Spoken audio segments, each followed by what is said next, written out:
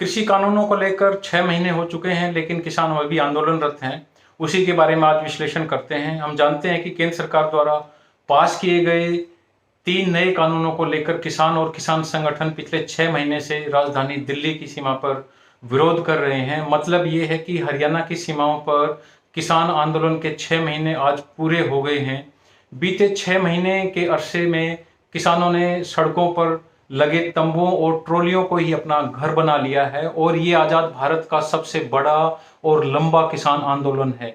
इन 6 महीने में आंदोलन ने कई उतार चढ़ाव देखे हैं। अब तक 12 दौर की वार्ता सरकार के साथ आंदोलनरत किसानों की हो चुकी है, लेकिन कोई समाधान नहीं निकल पाया है। 22 जनवरी के बाद से सरकार और किसानों के बीच कोई भी वार्ता नहीं है। वार्ता पूरी तरीके से बंद है। यानी कि पिछले 4 महीने में ना तो केंद्र सरकार इस बात से चिंतित है कि किसान आंदोलनरत है और इस आंदोलन का कोई समाधान निकलना चाहिए। तो पिछले 4 महीने में जनवरी से लेकर अब तक किसी भी प्रकार की बात नहीं हुई है।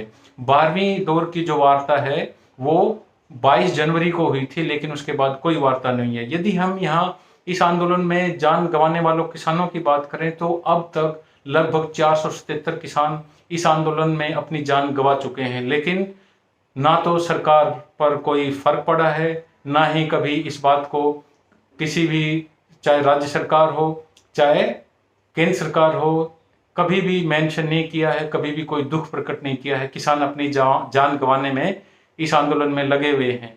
यदि हम इंडस्ट्री की बात करें तो इंडस्ट्री को इस आंदोलन से भी काफ़ी नुकसान हो चुका है। लगभग 2000 करोड़ रुपए का बहादुरगढ़ उद्योग को नुकसान हुआ है। इसी प्रकार से जो राई औद्योगिक क्षेत्र है उसको भी 1500 करोड़ रुपए का नुकसान हुआ है। कुल मिलाकर 3500 करोड़ रुपए का नुकसान अभी तक हो चुका है और कितना नुकसान होना है अभी इसका अंदाजा लगाना मुश्किल है।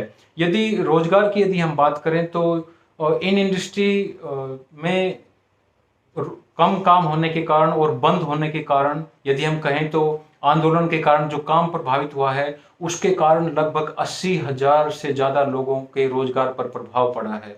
यह जो पंजाब से उठा आंदोलन है अब हरियाणा में पूरी तरीके से फैल चुका है। यदि हम बात करें तो कृषि कानूनों का विरोध देश में सबसे पहले पंजाब के किसान संगठनों ने शुरू किया था, पंजाब के किसानों ने शुरू किया था। वहाँ रेलवे ट्रैक्स जाम किए थे।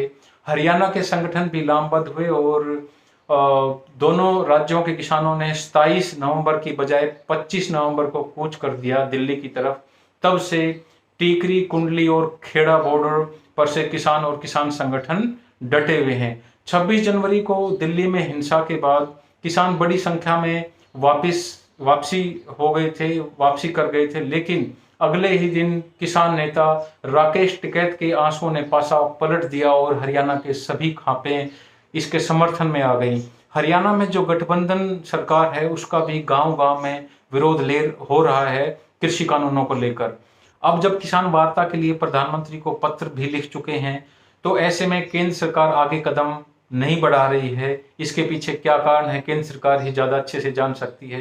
केंद्र की तरफ से अभी तक कोई जवाब नहीं मिला है। ऐसे में ये देखने वाली बात है कि केंद्र की यह सरकार किसानों पर इन कानूनों को क्यों थोपना चाहती है। आखिर किसानों को जबरदस्ती फायदा पहुंचाने के पीछे केंद्र की मंशा क्या है। बस मुद्दा यही है, सरकार कृषि कानूनों को लागू कराने पर अड़ी है तो किसान रद्द कराने पर। अब पिछले 4 महीनों से बीच का रास्ता निकालने का प्रयास भी नहीं हो रहा है, तो अब केंद्र या किसान दोनों ओर से ही जिद छोड़ने पर ही कुछ समाधान निकलने की संभावना है।